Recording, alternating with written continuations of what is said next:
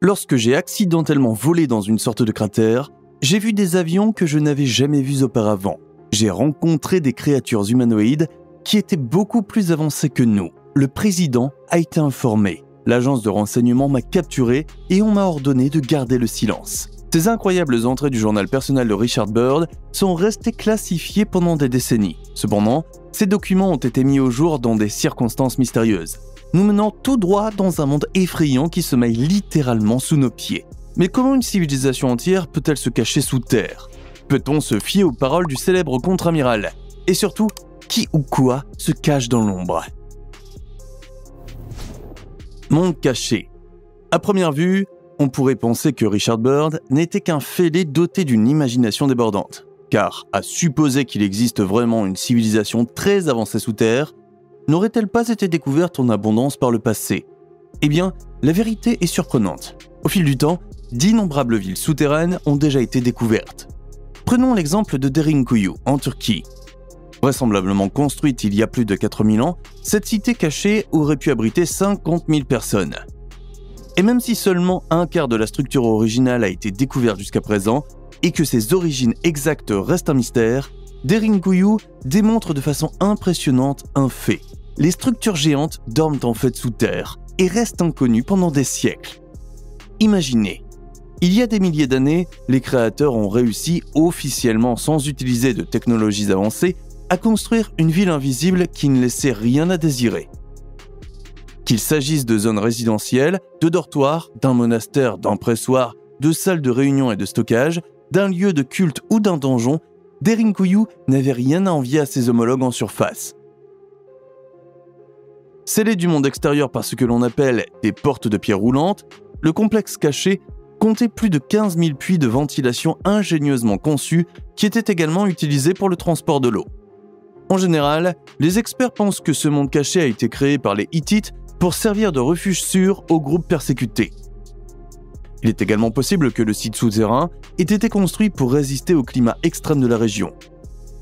Alors que les hivers y sont glacials et enneigés, et que les étés sont brûlants, le sous-sol maintient des températures constantes.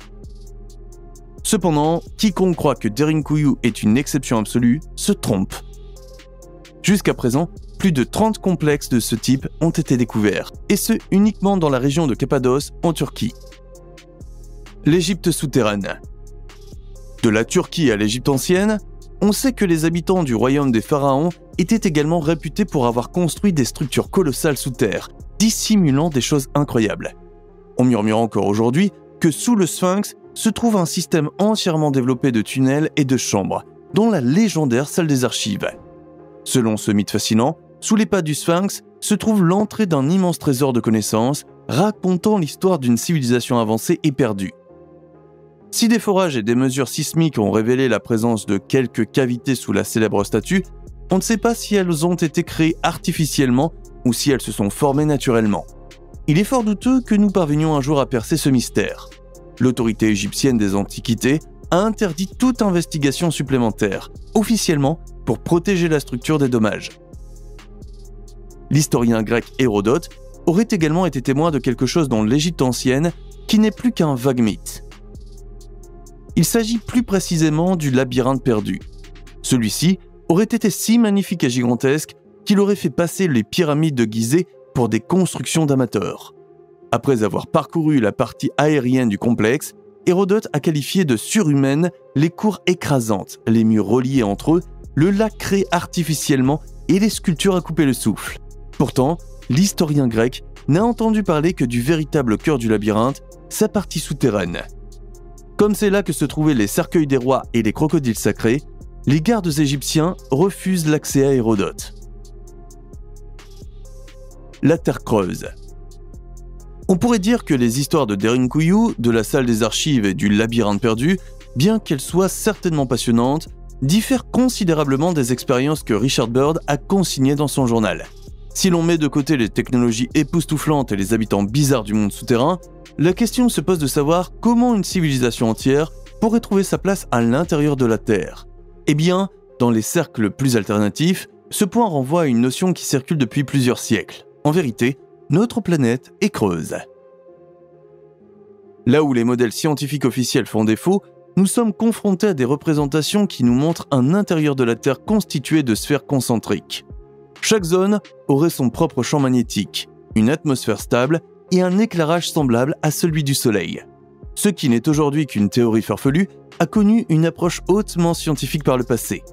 Après qu'Edmond Halley eut remarqué à la fin du XVIIe siècle que les aiguilles des boussoles ne pointaient pas toujours dans la même direction, il fut convaincu que d'énormes cavités devaient exister à l'intérieur de la Terre.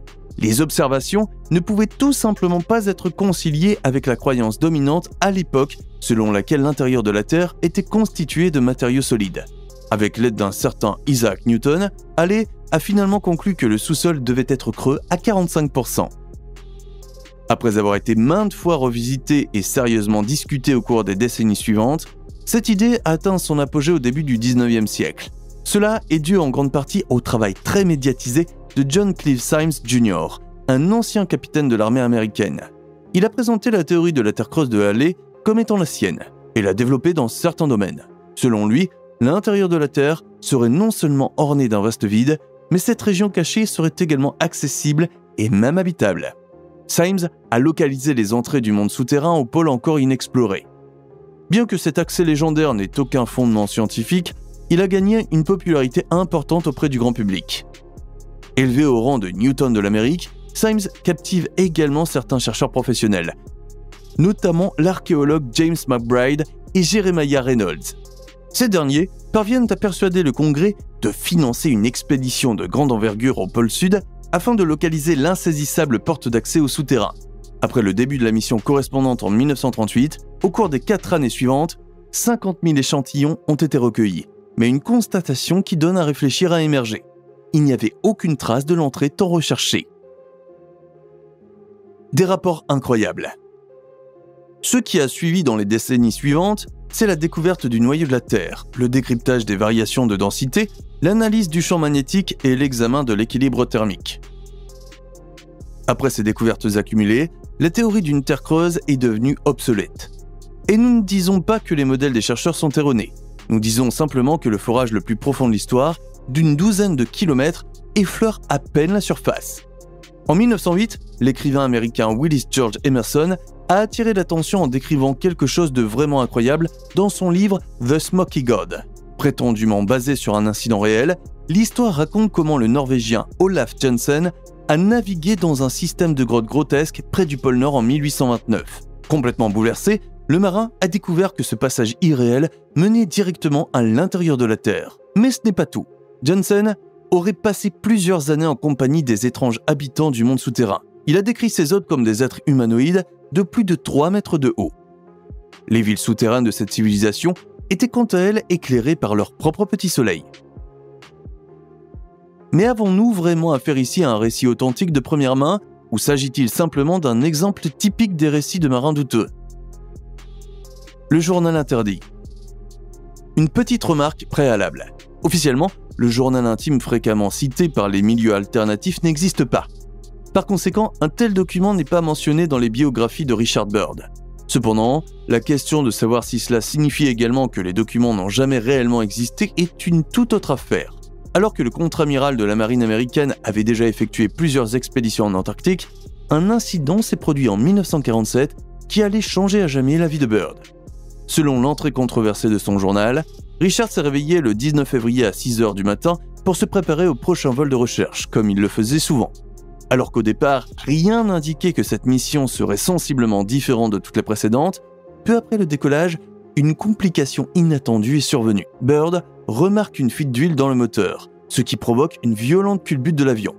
Mais au lieu de s'écraser au sol, l'avion s'est engouffré dans une sorte de grotte, révélant une chaîne de montagnes que l'explorateur polaire chevronné n'avait jamais vue auparavant. Comme si cette découverte n'était pas assez excitante, derrière les montagnes se trouvait quelque chose qui a fait douter le pilote de sa santé mentale. Une forêt verte et luxuriante qui ne semblait pas du tout s'intégrer au paysage glacial. Et bien que Byrd ne puisse plus voir le soleil, ce monde surréaliste semblait être brillamment éclairé. De plus, le journal indique que les systèmes de l'aviation sont tombés en panne. Il semblait que l'avion se déplaçait entièrement par ses propres moyens. Après que l'avion a doucement atterri sur le sol, Byrd a remarqué une série de plantes étranges et d'animaux inconnus. Cependant, il n'a pas eu le temps de laisser les impressions particulières s'installer. plusieurs avions se sont rapidement approchés, d'où sont sortis des êtres impressionnants et intimidants. Les habitants ressemblaient essentiellement à des humains, mais ils étaient remarquablement grands et pâles, entourés d'une étrange lueur bleu-vert.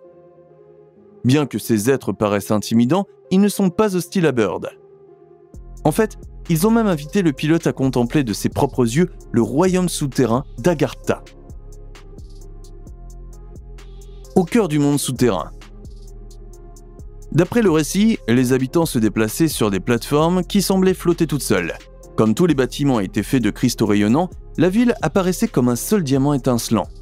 Bien que Bird soit à court de mots face à ces impressions accablantes, une chose était claire pour lui.